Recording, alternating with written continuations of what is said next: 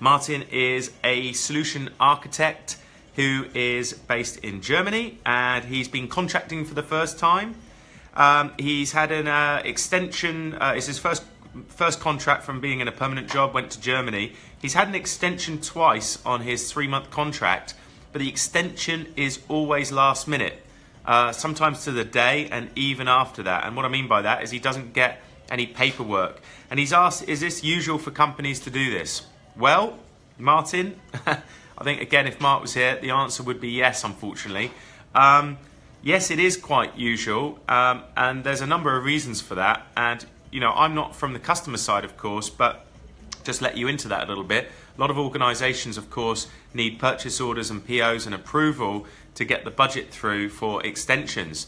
And of course, you know, in the days gone past, in the market before, in the previous market, you know, customers could generally get POs for a longer period of time. But now there's a lot more pressure to reanalyze and review the resources needed for programs and projects, and quite rightly so. And you know, it can be difficult for customers and organizations to get those approval processes. I'm not justifying it, just trying to explain just some of the rationale behind it. And it can be really difficult where, you know, you've got big procurement chain systems, you've got number of level of approvals. I don't know, Martin, what size of organization you're working in, but I suspect if you're getting it on the day, then or the day even after, there might be several chains through that approval process.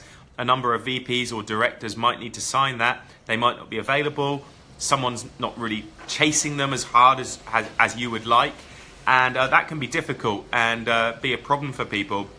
And so, you know, that can happen. And I think, you know, a lot of organizations are going through these challenges at the moment of how can they streamline their PO process. But equally, we're going to have this coming up, Martin. I think you said that your contract's coming up in December on the email. You know, you're going to have that happen in December. And it can be a real pain for contractors who are living away from home, particularly those who have got to think about their accommodation in the new year. So do they commit to accommodation?